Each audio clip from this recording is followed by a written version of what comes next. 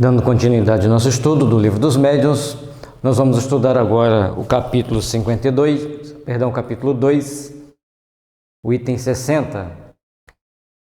O capítulo 2 é o capítulo das manifestações físicas das mesas girantes. Dá-se o nome de manifestações físicas às que se traduzem por efeitos sensíveis, tais como ruídos, movimentos e deslocação de corpos sólidos. Então, a gente já falou isso em capítulos anteriores. As pessoas estavam em reuniões e a cadeira começava a andar, a mesa começava a balançar, dançar, subir até o teto, descia. Já foi feito muito isso com copos, né, as crianças, principalmente entre grupos de adolescentes, a experiência dos copos que andam. Até mostrar para eles o perigo que isso representava, esse tipo de brincadeira, em qualquer lugar, em tom realmente de brincadeira. E aí, pelo menos parece que parou essa brincadeira. Mas a partir desse momento em que as mesas andam, sobem, batem, aparecem ruídos outros, estabelece-se então a partir dali um mecanismo de comunicação com o que estava provocando isso. E Hipólito Yrion Denis Rivaio, conhecido popularmente como Allan Kardec, ele começa a fazer esse estudo de uma forma séria, meticulosa, com sua visão científica dos fatos. Então, desculpe. Então, a partir dali, ele começa a ver que tinha algo mais. E esse algo mais eram inteligências, porque essa mesa batia, subia, descia, andava para um lado para o outro e respondia perguntas, tinha algo fazendo se mexer. E eu perguntar à cadeira, à mesa, quem está fazendo você mexer? Por que você mexe? Não é a cadeira que mexe, são os espíritos que mexem a cadeira, ou a mesa. No caso, é mesas girantes, né? São espíritos que mexem a mesa. Somos nós espíritos que respondemos. Então, tem uma lógica. Se tem uma resposta inteligente, se tem um movimento, se tem uma ação também inteligente, tinha que ter uma causa inteligente. Essa causa inteligente eram os espíritos. A partir daí, então, Allan Kardec começa a fazer um corpo estrutural de pesquisas, de perguntas, para que ele obtesse as respostas. E rapidamente ele conseguiu vários adeptos que se uniram a ele nesse ideal e fizeram um grande trabalho para a codificação da doutrina espírita. Portanto, a doutrina espírita hoje tem toda uma estrutura filosófica que não vai ser ultrapassada, como ele mesmo diz, porque se a ciência nos ultrapassar, nós nos modificamos e ficamos com a ciência. Mas, pelo contrário, até hoje a ciência só vem confirmar aquilo que já foi escrito. E quando acha-se que é uma grande novidade, a gente vai ver e ali está. Umas são espontâneas, isto é, independentes da vontade de quem quer que seja. Outras podem ser provocadas. Primeiramente, só falaremos dessas últimas, daquelas que são provocadas. O movimento das cadeiras girantes, dos barulhos, dos ruídos, começou-se nos Estados Unidos, em uma cidade do interior dos Estados Unidos, onde duas irmãs escutavam algum batido, foram fazendo várias pesquisas e chegaram à conclusão que era uma pessoa que tinha morrido ali naquela região, que provocava aqueles ruídos. A partir dali, esses ruídos e outras situações semelhantes aconteceu-se em vários lugares do mundo e foram, então, destacados, observados, pesquisados e estudados e, em alguns lugares, explorados. O efeito mais simples é um dos primeiros que foram observados, consiste no movimento circular impresso a uma mesa este efeito igualmente se produz com qualquer outro objeto, mas sendo a mesa o móvel com que, pela sua comodidade, mais se tem procedido a tais experiências, a designação de mesas girantes prevaleceu para indicar esta espécie de fenômeno. A questão de mesa girante tem um filme que de vez em quando passa no SBT, que chama Carrie, a Estranha. Então essa menina, ela não era muito bonita e tinha uma mãe muito arbitrária. Ela tinha poucas amizades, porque ela era muito fechada, não era muito dada a conversa. E dentro de várias coisas que acontecem ali na parte poética do filme, né? Ela marca um encontro com um amigo, o amigo demora a chegar, os pratos começam tudo a andar dentro da sala. Aí quando ele buzina na porta, os pratos volta tudo para a prateleira. E a mãe dela ficava com os olhão regalados, olhando assim, assustada, apavorada. E o outro fator, ela tem uma festa, e nessa festa as pessoas tentam fazer uma grande humilhação a ela, e aí acontece uma série de fenômenos pela cidade inteira. Assistam o filme, é bastante cômico a forma com que ele é colocado, mas dá uma ideia do que é efeitos físicos e mediunidade de efeitos físicos. Logicamente que ali tem o lado poético da situação. Mas, logicamente que vai dar uma noção para a gente do que é mesa girante, do que é efeitos físicos. Quando dizer, e o outro é aquela parte que Moisés abre o Mar Vermelho também, quem viu a cena. Fica ali, é um arranjo tecnológico da era moderna, mas Moisés era um médium de efeitos físicos, ele tinha domínio sobre, além da mediunidade de efeitos físicos, ele tinha domínio sobre os elementais e os fenômenos da natureza. Então ele provocava fenômenos maravilhosos, ele jogava o cajado, fazia aquele cajado dele virar uma cobra e sair correndo atrás das pessoas. E dentre outras coisas que ele provocava. Simplesmente Moisés era um médium. E um potente médium, um dos maiores médiums de efeitos físicos que já tivemos na Terra e de materialização. Era uma mediunidade bem completa, tinha um conjunto de mediunidades ali, muito importantes, muito completas, assim como Pinheiros, que ajudava ele a produzir aqueles fenômenos. Se quiserem saber mais sobre isso, leia o livro Faraó Mer-Neftá, onde vai contar a história de Moisés por um grupo de egípcios. Então você vai conhecer o outro lado da mesa, o outro lado da história. Quando dizemos que este efeito foi um dos que primeiro se observaram, queremos dizer que nos últimos tempos, pois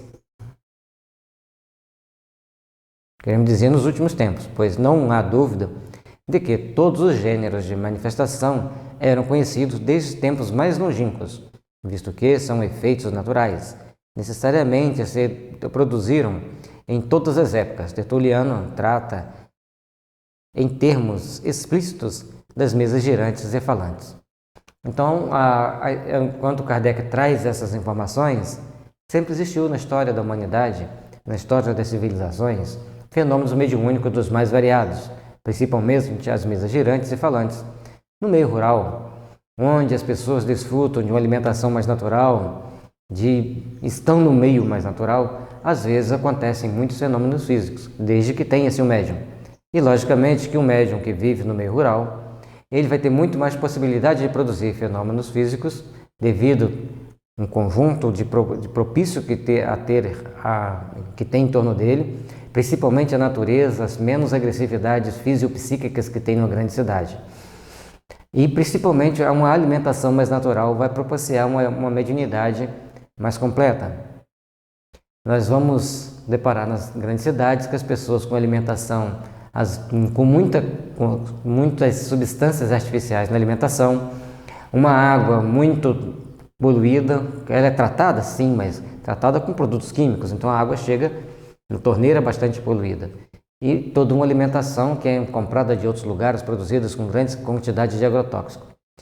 Isso dificulta um pouco, porque o nosso organismo vai ter que lutar para sobreviver, ao passo que quem vive no campo com alimentação mais natural, esse organismo vai gastar menos energia pela sua sobrevivência, podendo gerar mais energias para a doação. Para entrarmos mais nesse assunto, precisaríamos de falar aqui o dia inteiro sobre as formas de adoecimento que você pode encontrar no livro Tratamento para o Espírito e para o Corpo. Tudo que engendra um luetismo, e o luetismo é aquilo que destrói no nosso organismo, seja qualquer destruição que tivermos, então tudo que engendra destruição, engendra luetismo e vai fazer com que nós tenhamos perdas. Então todo médium que gosta de dar paz, seja médium, seja terapeuta, pessoa que trabalha com reiki, com imposição de mãos, com massagem, eles têm que fazer sempre o tratamento que fortaleçam os ossos e evitar bebidas químicas. A bebida tem que ser água, suco, bate na hora e faz, nada daquelas coisas engarrafadas ou empacotadas. Porque para o médium, determinadas intoxicações são muito prejudiciais, porque dentro dos conservantes desses alimentos que vêm engarrafados ou empacotados, no caso das bebidas, elas contêm ácido fosfórico. e esse ácido fosfórico desequilibra o metabolismo do cálcio, tão fundamental ao equilíbrio das nossas homeostases normais e principalmente à formação do ectoplasma. Então, vamos procurar entender o que nós estamos falando antes de criticar. Pegue o livro Homeopatia, Tratamento para o Espírito e para o Corpo, que é um livro que linka a homeopatia ao espiritismo e o espiritismo à homeopatia, mostrando-nos as possibilidades de termos melhor saúde, como prevenirmos a nossa saúde, para mantermos, como tomarmos atitudes para manter a nossa saúde, seja física, seja psíquica, e principalmente entender como a gente adoece, como se dá os processos adoecedores de um modo geral. Logicamente que nem todo mundo vai concordar, nem todo mundo vai querer aceitar o que está ali. Nós não inventamos nada, simplesmente explicamos aquilo que outros autores já trouxeram para nós.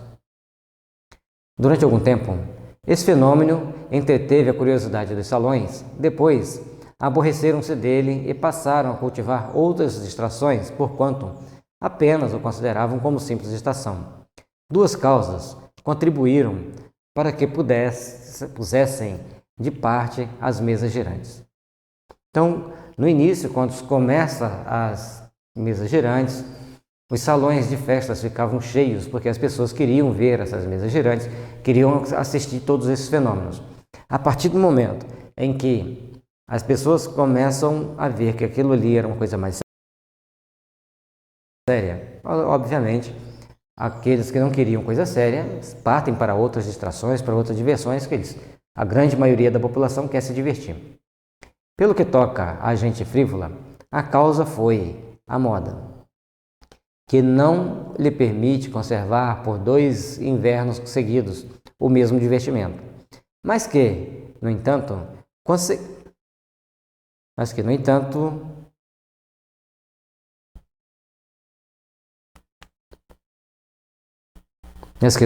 desculpem a distração aqui passou dois slides, mas que, no entanto, constitui que em 3 ou 4 predominasse o de que tratamos, coisa que a tal gente deve ter parecido prodigiosa. Então, muitas das vezes, como Kardec coloca, as modas vêm e passam muito rápido. Ele era dificilmente manter-se por mais de 2 invernos seguidos aquele mesmo divertimento. Lembrando que o inverno europeu é muito rígido, muito severo, e as pessoas têm que ficar em local fechado. Então, reunindo muitas pessoas dentro de um salão, logicamente vai estar mais aquecido do que poucas pessoas em algum outro lugar. E ali precisava-se de alguma coisa para distrair, então as mesas que giravam, que falavam, que respondiam, era uma coisa bem divertida para as pessoas se manterem. Mas esse, por ser muito prodigioso, se manteve por mais um pouco de tempo, 3 ou 4, como ele diz. Quanto às pessoas criteriosas e observadoras, o que as fez desprezar as mesas girantes foi que, tendo visto nascer delas algo de sério, destinado a prevalecer, passaram a ocupar-se com as consequências do que o fenômeno dava lugar, bem mais importantes em seus resultados. Então, muitas pessoas que estavam ali para se divertir e viram que aquilo ali era uma coisa séria, então as pessoas mais criteriosas, mais observadoras, passaram a tirar aquilo que era mais importante daqueles fenômenos. Então, ficou um grupo pequeno de pessoas fazendo os estudos, fazendo as devidas observações, deixando para a posteridade um corpo de teoria extremamente importante para nosso entendimento da filosofia da doutrina espírita e, principalmente, de como virmos a praticá-la com segurança. Deixaram o alfabeto pela ciência, tal o segredo desse aparente abandono com que tanta bulha fazem os motejadores.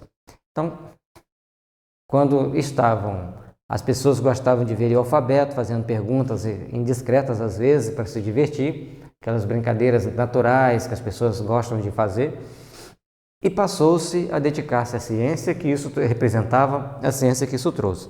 Logicamente, esse dedicar à ciência foi para poucos, como Allan Kardec e aquele grupo de espíritos encarnados e desencarnados que tinham compromisso com o bem da humanidade, que tinham compromisso com a alerta para a humanidade e o futuro da raça humana, o futuro de todos nós no transcorrer dos séculos, no transcorrer da nossa existência e do mundo que nós teríamos pela frente. Como quer que seja, as mesas girantes representarão sempre o ponto de partida da doutrina espírita e, por essa razão, algumas explicações lhes devemos, tanto mais que, mostrando os fenômenos na sua maior simplicidade, o estudo das causas que os produzem ficará facilitado e, uma vez firmada, a teoria nos fornecerá a chave para a decifração dos efeitos mais complexos. Então, tudo, a base da doutrina espírita, sua origem, começou-se com as mesas girantes. Então, é necessário estudar esse fenômeno para que a gente possa entender como que a doutrina espírita ganhou corpo, como que a doutrina espírita ganhou todo esse corpo teórico, filosófico, extremamente importante para a gente entender todos os fenômenos e entendermos também a importância da nossa atual reencarnação, a importância da prática do bem, da solidariedade, da compaixão, porque nós estamos aqui na Terra, qual a nossa finalidade de estarmos aqui, de onde nós viemos, para onde nós voltaremos. Essas perguntas são muito importantes. Quem é você? De onde você veio? O que você está fazendo aqui? Para onde você vai? A doutrina espírita nos dá diretrizes para entendermos essas perguntas e, principalmente, a seriedade e a responsabilidade que elas conduzem.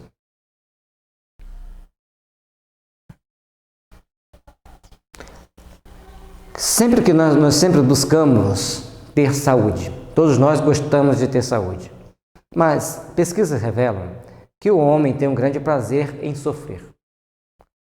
Como eu estou sofrendo com essa doença. Aí você fala, a homeopatia te cura. Ah, não acredito. Ele fala não acredito porque ele tem que reclamar que ele está sofrendo com aquela doença.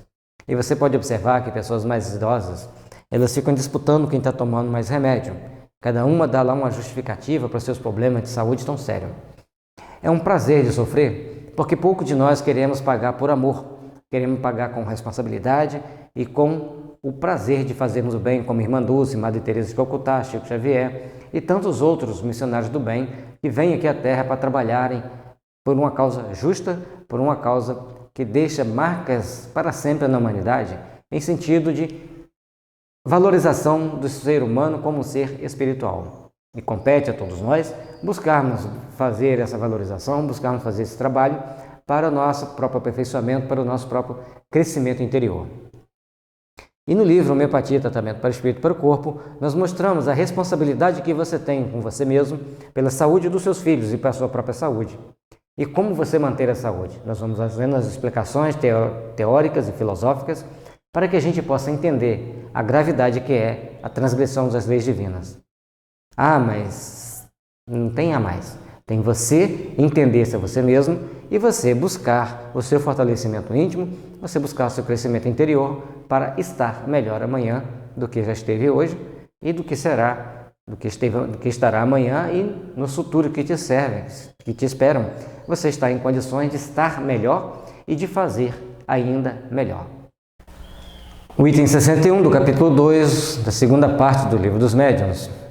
Para que o fenômeno se produza, faz-se mister a intervenção de uma ou muitas pessoas dotadas de especial aptidão, que se designam pelo nome de médiuns.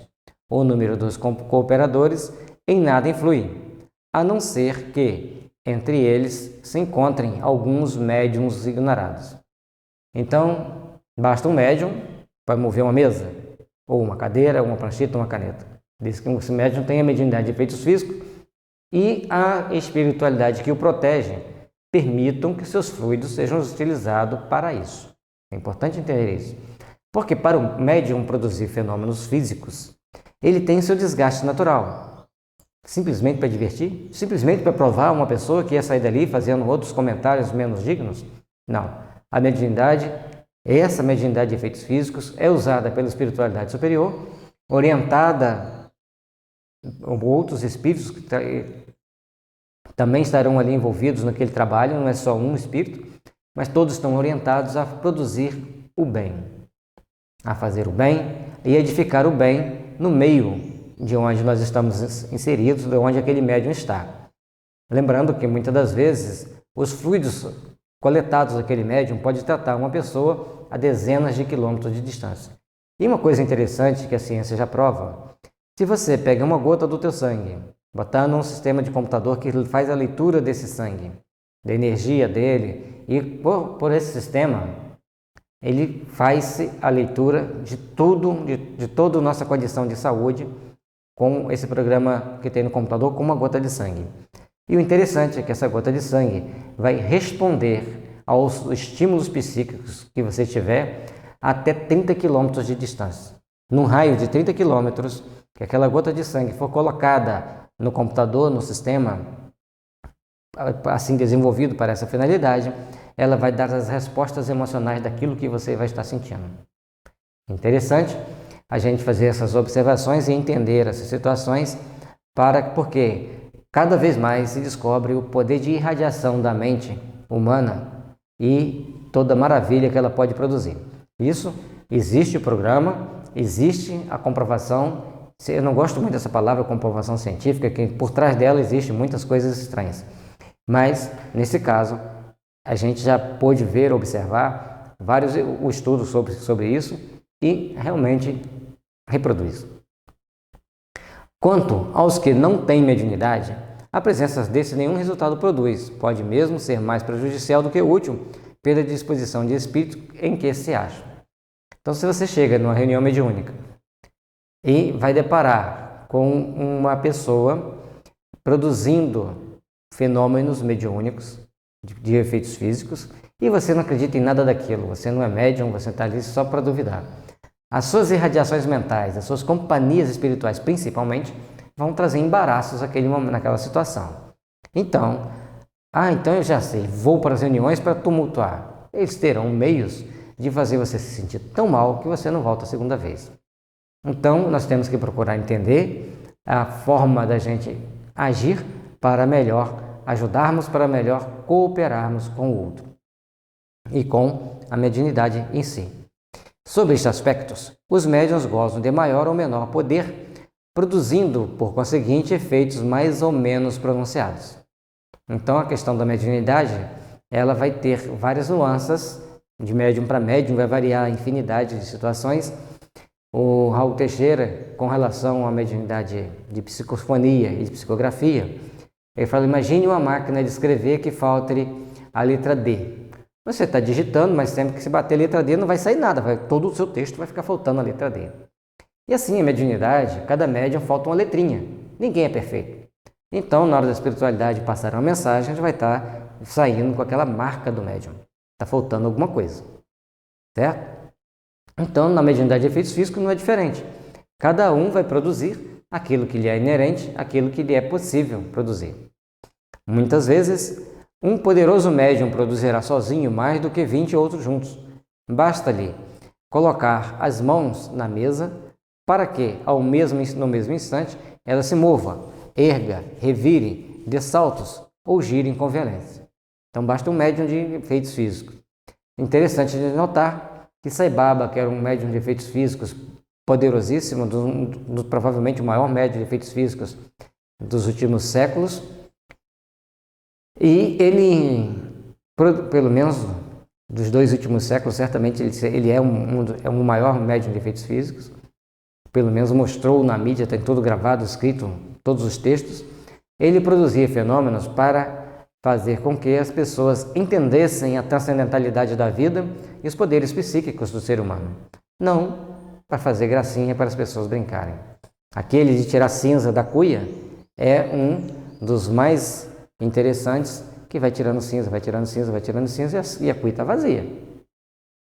Outro, ele materializava cordão de ouro, com pedrinhas de diamante, com pedrinha de esmeralda, e dava para as pessoas que estavam ali na plateia, cada um de acordo com aquilo que ele via de necessário na sua caminhada evolutiva. E ao Divaldo ele deu um relógio de ouro. E aí o Divaldo tem várias palestras que ele conta, pelo menos tem mais de uma palestra que ele conta sobre isso. Essa oportunidade, foram 2 situações interessantes que ele relata, uma de ser curado pelo Sai Baba e outra de ganhar esse relógio de ouro do Sai Baba.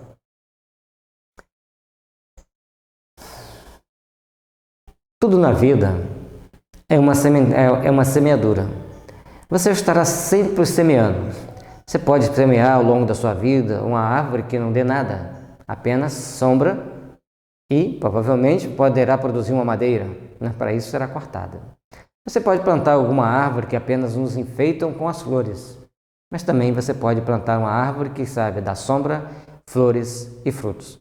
Depende daquilo que você fizer, da forma com que você agir, para que você busque assim edificar o mundo ao teu redor com mais luz, com mais sabedoria e principalmente com uma dose muito grande de amor, para que no futuro você o colha onde estiver.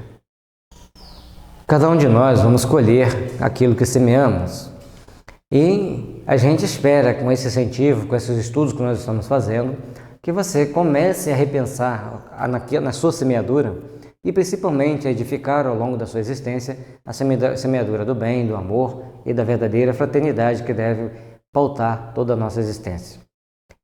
O item 62 do capítulo 2 do livro dos Médiuns: nenhum indício há pelo qual se reconheça a existência da faculdade mediúnica. Só a experiência pode revelá-la. Quando uma reunião se quer experimentar, devem todos, muito simplesmente, sentar-se ao redor da mesa e colocar-lhe em cima espalmadas mãos, sem pressão nem esforço muscular. Então, para nós sabermos quem é médium ou não de efeitos físicos, faça o teste. Senta um grupo de pessoas em torno da mesa, coloque a mão espalmada sem fazer pressão. E se a gente fizer isso e não dá certo? Eu já te garanto que não vai dar, porque hoje a mediunidade de efeitos físicos não é muito aconselhada no meio espírita.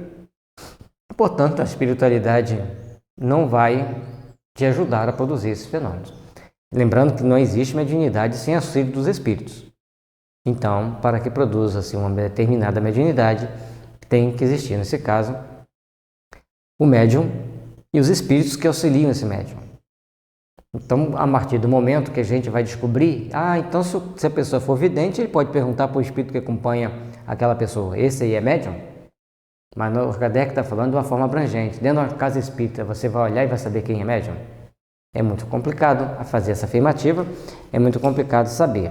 Às vezes, por algumas características básicas da pessoa, alguns sintomas particulares que ela te relata, aí você vai identificar que ali tem um germe de mediunidade para ser trabalhado, para ser polido. A princípio, como se ignorassem as causas do fenômeno,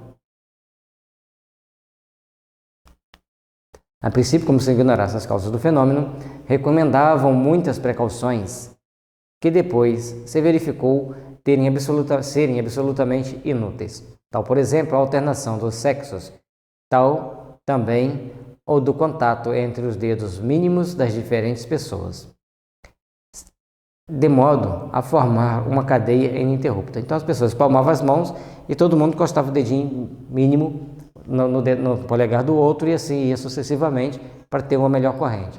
Essa corrente é fluídica. Nada melhor o exemplo do que essa caneta que eu estou na mão. Ao apertar aqui vai pular o slide. Tem um fio ligando a caneta ao computador? Não tem. Então, existe aí no caso a parte fluídica. No caso aqui é uma frequência. Esta última precaução parecia necessária quando se acreditava na ação de uma espécie de corrente elétrica. Depois, a experiência lhe demonstrou a inutilidade. Então, as pessoas iam achando, poxa, nós estamos fazendo um trabalho que, teoricamente, é movido por uma eletricidade desconhecida para nós. Então, encostava-se os dedos para que essa eletricidade se propagasse. Depois viu que não era necessário. Alguém não fez isso e provocou o fenômeno do mesmo jeito. É importante para provocar o fenômeno que tenha um médium. A única prescrição de rigor obrigatório é o recolhimento absoluto, silêncio e, sobretudo, a paciência, caso o efeito se faça esperar. Pode acontecer que ele se produza em alguns minutos, como pode tardar meia hora ou uma hora. Isso depende da força mediúnica dos coparticipantes. Então, o tempo para produzir o fenômeno pode chegar até a uma hora. dependendo da força mediúnica dos participantes. Então não é uma coisa tão simples de você produzir. E, portanto, na nossa sociedade atual, que nós estamos tensos para querer tudo para ontem, aí as coisas ficam um pouco mais complexas, mas a gente recomenda não tentar fazer isso.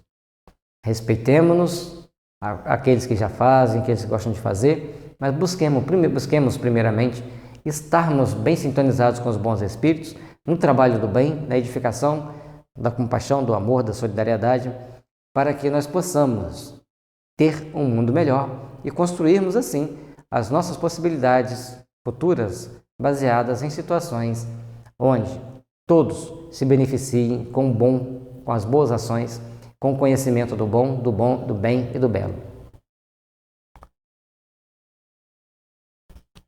E sempre que a gente busca aprender uma coisa diferente, principalmente aquilo que transcende as coisas materiais, é como uma luz para nossas almas. Nesse momento, é como se o sol estivesse nascendo em nosso coração, iluminando todo o nosso ser, para um despertar de uma nova consciência, de uma nova realidade transcendente. Aquela realidade que nos influencia a sermos melhores, a caminharmos de uma forma mais coerente e justa uns com os outros. Capítulo 2, item 63. Acrescentemos que a forma da mesa, a substância de que é feita, a presença de metais, da seda, nas roupas dos assistentes, os dias, as horas, a obscuridade ou a luz, etc., são indiferentes, como a chuva ou o bom tempo. Então, nenhum fator externo vai interferir, apenas internamente.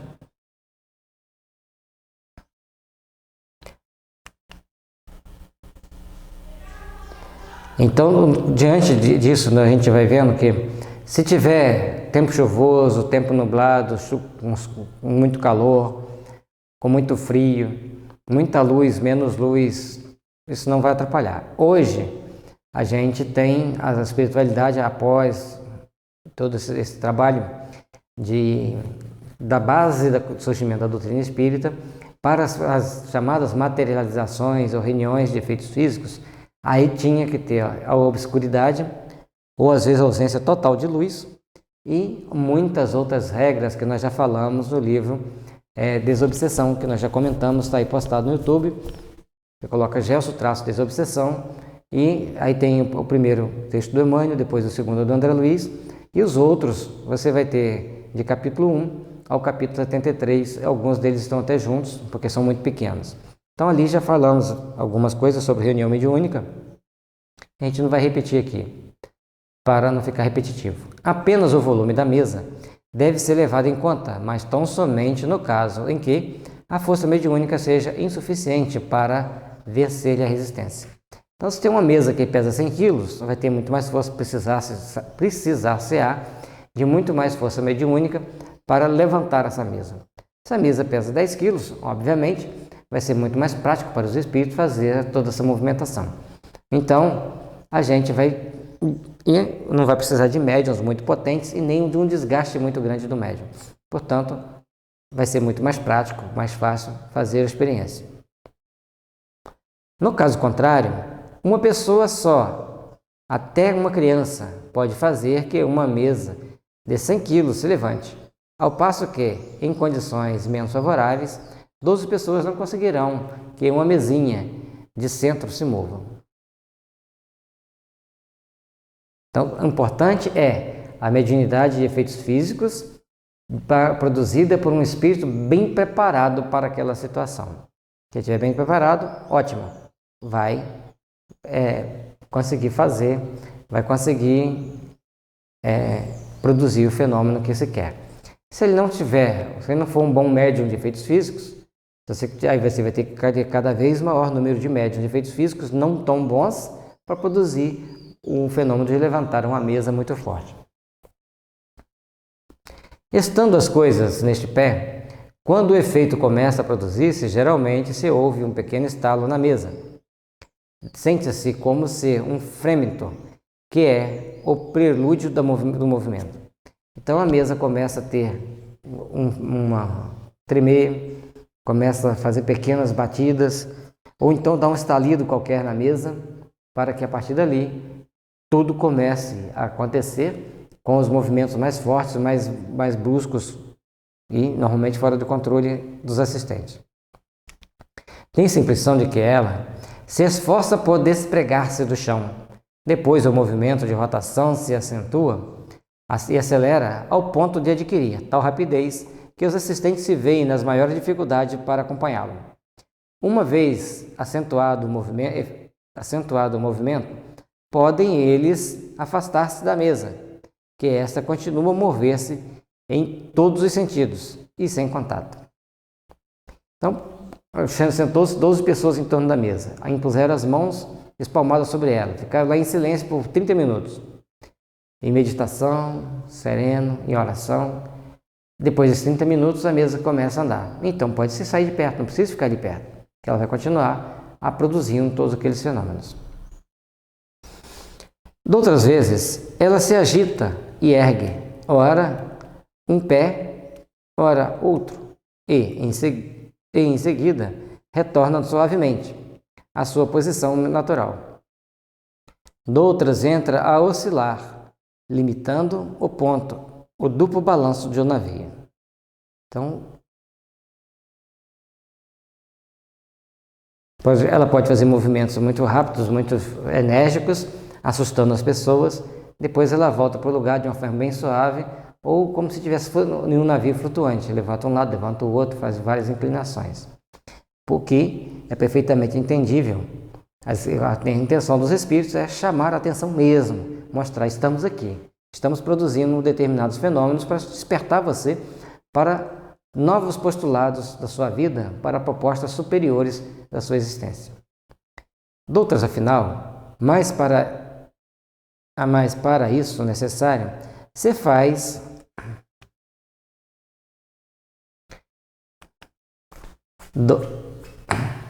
Doutras, afinal, mas para isso necessário se faz considerável força mediúnica. Se destaca completamente do solo e se mantém equilibrada no espaço, sem nenhum ponto de apoio, chegando mesmo, não raro, a elevar-se até o forro da casa, de modo a ser possível passá-la por baixo.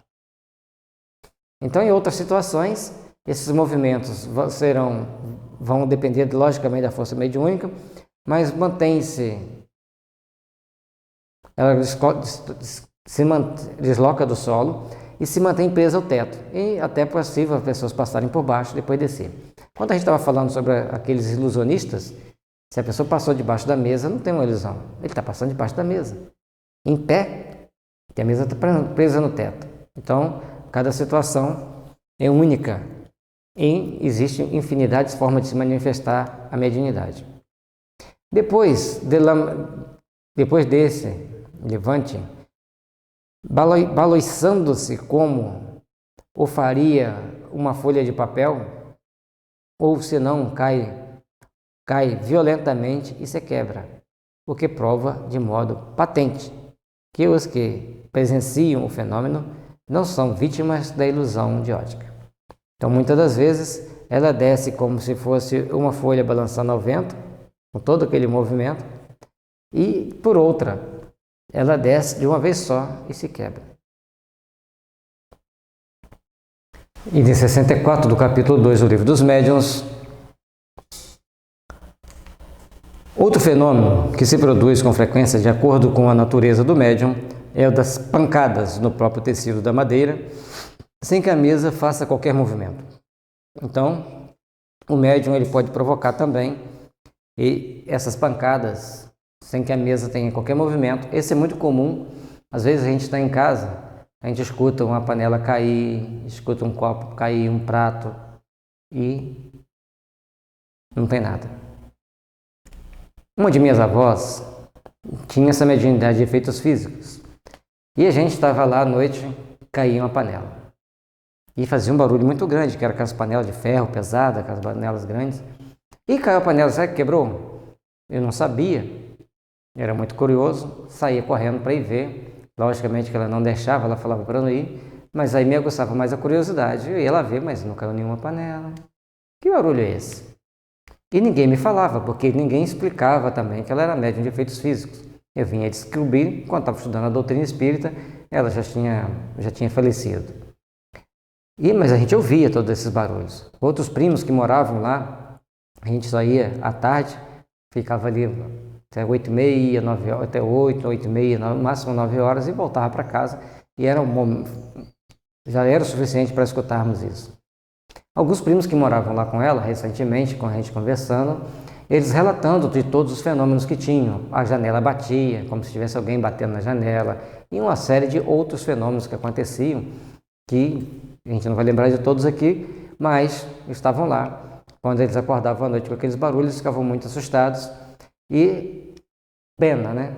Que não ter sido bem trabalhado tudo isso, porque teria ajudado certamente muita gente, porque quem tem a mediunidade de efeitos físicos pode ajudar as pessoas a se tratarem.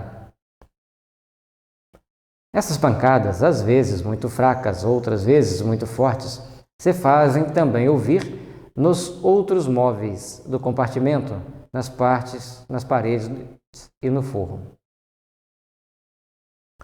Dentro, em pouco, voltaremos a esta questão. Quando as pancadas dão na mesa, produzem nesta uma vibração muito apreciável por meio dos dedos e que se distingue perfeitamente aplicando-se ao ouvido. Então, tem a vibração que tanto você ouve o barulho quanto a mesa tem uma vibração característica.